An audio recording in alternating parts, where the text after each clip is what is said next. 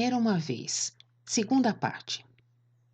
A atuação inversa de outrora dos seres humanos, que se colocaram tão incisivamente contra a vontade do Criador, por conseguinte, contra as leis da natureza, foi o pecado original propriamente dito, cujas consequências nefastas nada deixam a desejar.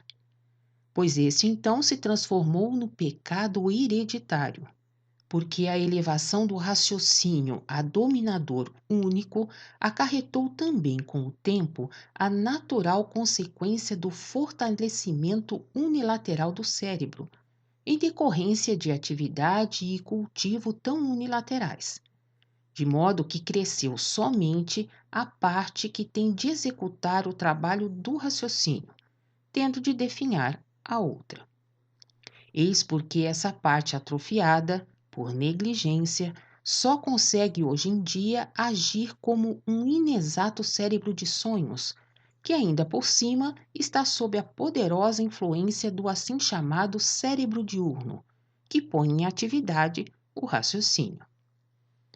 A parte do cérebro que deve constituir a ponte para o espírito, ou melhor, a ponte do espírito para tudo o que é terreno, ficou, portanto, paralisada com isso, uma ligação rompida ou bastante afrouxada, com que o ser humano se privou de toda a ação do espírito e, com isso também, da possibilidade de tornar seu raciocínio animado, espiritualizado e vivificado.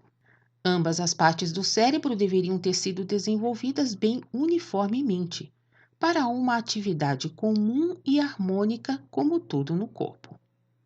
O espírito guiando e o raciocínio executando aqui na Terra.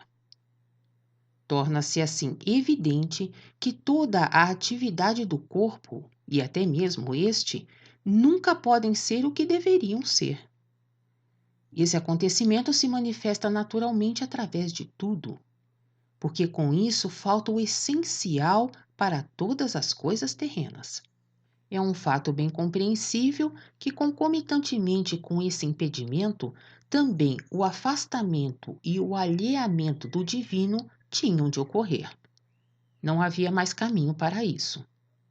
Disso resulta, outro sim, a desvantagem que já desde milênios toda criança que nasce traz para a Terra o cérebro anterior do raciocínio tão grande, por causa da hereditariedade cada vez mais progressiva, que de antemão toda criança, devido a essa circunstância, será outra vez facilmente subjugada pelo raciocínio, tão logo esse cérebro entre em plena atividade. O abismo entre as duas partes do cérebro tornou-se agora tão grande, a relação das possibilidades de trabalho tão desiguais, que não se conseguiria uma melhora na maior parte dos seres humanos sem uma catástrofe. O atual ser humano de raciocínio não é mais uma criatura humana normal, pois falta-lhe todo o desenvolvimento da parte principal do seu cérebro pertencente ao ser humano completo. Isso devido à atrofia processada durante milênios. Todo ser humano de raciocínio, sem exceção, tem somente um cérebro aleijado como normal. Por conseguinte, dominam a Terra há milênios aleijados de cérebro, que consideram os seres humanos normais como inimigos e procuram subjugá-los. Consideram-se em seu atrofiamento bastante capacitados e não sabem que a criatura humana normal pode realizar 10 vezes mais e produzir obras que possuem durabilidade e que são mais perfeitas do que os empreendimentos atuais. O caminho para obter tal capacitação está aberto a cada pesquisador verdadeiramente sincero. Todavia, um ser humano de raciocínio já não está em condições tão fáceis de compreender o que faz parte da atividade dessa parte atrofiada de seu cérebro. Simplesmente não é capaz de compreender, mesmo se quisesse, e somente devido à sua estreiteza voluntária é que zomba de tudo que não está ao seu alcance e que nunca mais poderá compreender, em consequência de seu cérebro, em verdade, anômalo e retrógrado. Nisso repousa exatamente a parte mais terrível da maldição dessa aberração antinatural. A cooperação harmoniosa, incondicionalmente necessária para uma criatura humana normal, das duas partes do cérebro humano, é coisa definitivamente fora de hipótese para o atual ser humano de raciocínio, chamado materialista. Ser materialista não é acaso um elogio, mas sim a legitimação de um cérebro atrofiado. Domina, por conseguinte, até agora nesta Terra, o cérebro antinatural, cuja atuação, por fim, evidentemente, tem de trazer a ruína inevitável de tudo, pois seja o que for que traga, já contém em si, desde o início, logicamente, a desarmonia e a enfermidade devido ao atrofiamento. Nisso nada mais há para modificar, tendo de se aguardar calmamente o desmoronamento em processo natural. Só então raiará o dia da ressurreição para o espírito e também uma nova vida. Será liquidado para sempre com isso o escravo do raciocínio que desde milênios tem a palavra. Nunca mais poderá erguer-se, porque a prova e a vivência própria finalmente o forçarão a se submeter voluntariamente, como doente e pobre de espírito, àquilo que era incapaz de compreender. Nunca mais lhe será dado o ensejo de se levantar contra o espírito, quer com escárnio, quer com aparente direito, usando violência, como também foi praticado contra o Filho de Deus, que teve que lutar contra isso. Naquele tempo, muitas desgraças ainda poderiam ter sido evitadas, mas agora não mais, porque nesse intervalo tornou-se impossível reatar a debilitada ligação entre as duas partes do cérebro. Haverá muitos seres humanos de raciocínio que, mais uma vez, quererão zombar das explicações dessa dissertação, sem lhe ser possível, como sempre, aliás, refutar mediante comprovações realmente ponderáveis, e sim apenas com palavras ocas. Entretanto, todo pesquisador sincero e que raciocina terá de encarar esse alvoroço cego apenas como nova prova daquilo que aqui esclareci. Tais pessoas não podem simplesmente, mesmo que se esforcem para tanto. Consideremo-las, por isso, de hoje em diante, como doentes que breve necessitarão de auxílios e esperemos calmamente. Não há necessidade de luta nem de violência para forçar o progresso indispensável, pois o fim virá por si mesmo. É que também nisto age de modo inexorável e pontual o processo natural das leis inamovíveis com todos os efeitos da reciprocidade. Uma nova geração deve surgir então, de acordo com tantas predições.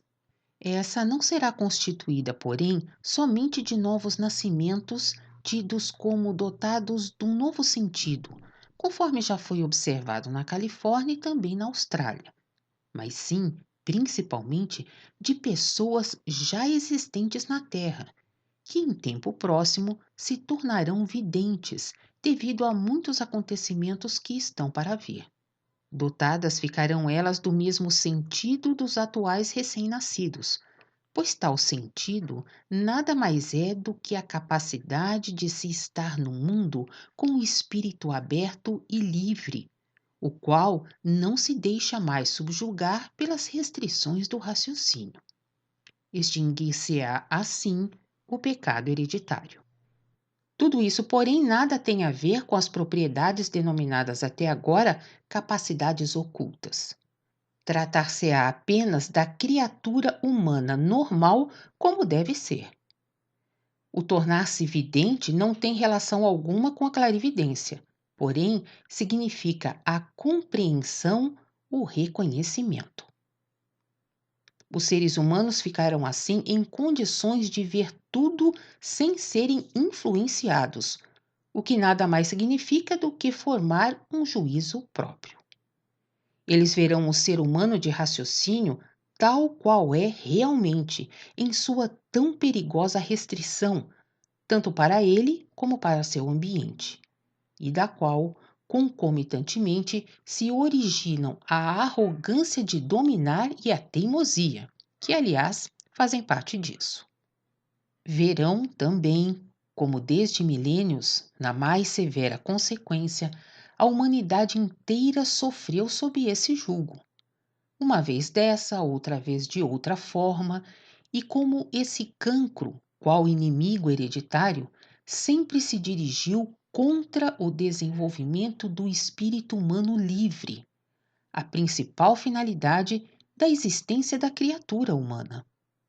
Nada lhes escapará, nem mesmo a amarga certeza de que as vicissitudes, todos os sofrimentos, cada uma das quedas, tinham de se originar desse mal, e que a melhora nunca pôde se estabelecer, porque de antemão cada reconhecimento estava excluído, devido à restrição da faculdade de compreensão. Com o despertar, porém, terão cessado toda a influência e todo o poder desses seres humanos de raciocínio para todos os tempos, pois iniciar-se-á então uma nova e melhor época para a humanidade, onde o antigo não mais poderá se manter. Com isso virá a indispensável vitória do espírito sobre o raciocínio que falhou, vitória desejada já hoje por centenas de milhares. Muitas das massas até agora mal orientadas ainda reconhecerão com isso que até então tinham interpretado de modo inteiramente errado a expressão raciocínio. A maioria, sem examinar, considerou-o simplesmente um ídolo, só porque também os demais o apresentavam assim, e porque todos os seus adeptos sempre sabiam se apresentar pela violência e pela lei, como dominadores absolutos e infalíveis. Muitos, devido a isso, nem se dão ao trabalho de descobrir a verdadeira vacuidade e as falhas que aí se ocultam. Contudo, existem outros também que, desde decênios, vêm lutando contra esse inimigo com tenaz energia e convicção, de modo escondido e, em parte, abertamente, expostos às vezes também aos mais pesados sofrimentos. Lutam, porém, sem conhecer o próprio inimigo. E isso dificultou, logicamente, o sucesso. Tornou-o de antemão impossível. A espada dos lutadores não era suficientemente afiada, porque ia se gastando constantemente ao bater em fatos secundários. Com esses fatos secundários, porém, davam sempre golpes a esmo, desperdiçando as próprias forças e ocasionando apenas desuniões entre si. Há, na realidade, apenas um inimigo da humanidade ao longo de toda a linha: o domínio, até agora irrestrito, do raciocínio. Isso foi o grande pecado original, a mais grave culpa do ser humano que acarretou todos os males. Isso se tornou o pecado hereditário, e isso também é o anticristo, que, segundo o que foi anunciado, levantará a cabeça. Em termos mais claros, o domínio do raciocínio é seu instrumento, pelo qual os seres humanos lhe estão submissos. Submissos a ele, o inimigo de Deus, o próprio anticristo, Lúcifer. Encontramo-nos no meio dessa época. Ele habita hoje em cada ser humano, pronto a destruí-lo, pois causa com sua atividade o imediato afastamento de Deus, como consequência natural. Ele intercepta o espírito tão logo possa reinar. Eis porque deve o ser humano manter-se em constante vigilância. Não deve, pois, por isso, diminuir seu raciocínio, mas sim transformá-lo em instrumento, como ele é, e não torná-lo uma vontade prepotente. Não torná-lo senhor. A criatura humana da geração vindoura contemplará os tempos de até agora apenas com asco, horror e com vergonha. semelhante ao que se dá conosco quando entramos numa antiga câmara de tortura. Aí também vemos os maus frutos do frio domínio do raciocínio, pois é indiscutível de todo que uma pessoa com um pouquinho só de coração e consequente atividade espiritual jamais poderia ter inventado um tal horror. Hoje, com certeza, isso não é diferente, apenas algo disfarçado. E as misérias das massas são frutos podres como as antigas torturas individuais. Quando o ser humano vier a volver o olhar para trás, não terminará de menear a cabeça e perguntará a si mesmo como foi possível suportar em silêncio tais erros durante milênios. A resposta é, evidentemente, muito simples: pela violência.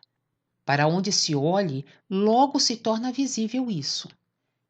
Excluindo os tempos da remota antiguidade, basta que entremos nas já citadas câmaras de tortura que ainda hoje podem ser vistas por toda parte e cuja utilização não dista tanto assim da época presente. Sentimos arrepios quando contemplamos esses antigos instrumentos. Quanta brutalidade fria há nisso, quanta bestialidade! De certo, nenhuma pessoa do tempo atual terá dúvidas quanto aos pesados crimes que tais práticas constituíram. Cometeram-se com isso nos criminosos crimes ainda maiores. Mas também muitos inocentes foram arrancados de suas famílias e da liberdade e atirados brutalmente naquelas masmorras. Quantas lamentações, quantos gritos de dor faziam-se ouvir pelos que ficavam ali inteiramente à mercê de seus algozes. Seres humanos tiveram de sofrer coisas diante das quais, em pensamento, só se pode sentir aversão e pavor.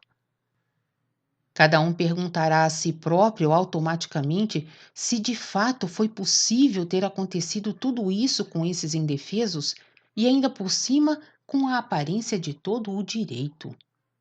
Um direito que outrora só se arrogavam pela violência.